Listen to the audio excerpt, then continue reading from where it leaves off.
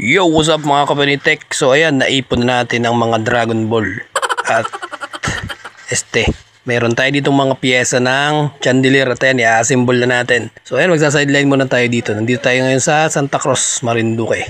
At dito nga din natin install ang chandelier na yan sa itaas ng hagdanan na ito. At medyo mataas-taas din yan, yung agalagyan natin ito.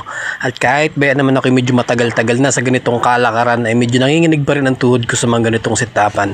Bukod nga ni sa takaw lula, ay kakakalula din ang presyo nitong ini-install natin, kaya doble ingat din talaga.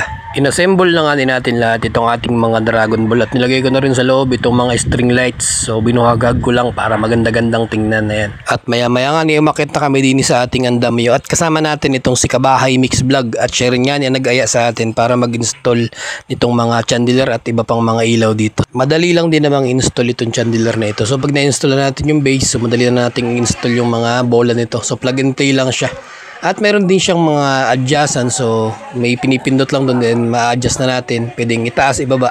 At ayun, pinailaw na rin nga natin para maliwanag yung paggawa natin at medyo inaabot na tayo ng hapon dito sa paggawa nito. At ayan, depende na sa inyo kung kayo mag-install ng mga ganitong chandelier, kung anong design yung pagkakalatag na gagawin nyo. So dito, ang ginawa namin ay style spiral. So naka-spiral siya para hindi magbanggaan yung mga bola. So, depende. Siguro ganun talaga din yung pagkakalatag nito, pero mas napili namin ganun yung gawin. At kung napapansin nyo nga na ako'y todo hawak talaga din sa kisame at talaga namang ay nakakalula. So, nakakapanginig din ang tuhod at medyo mataas din talaga.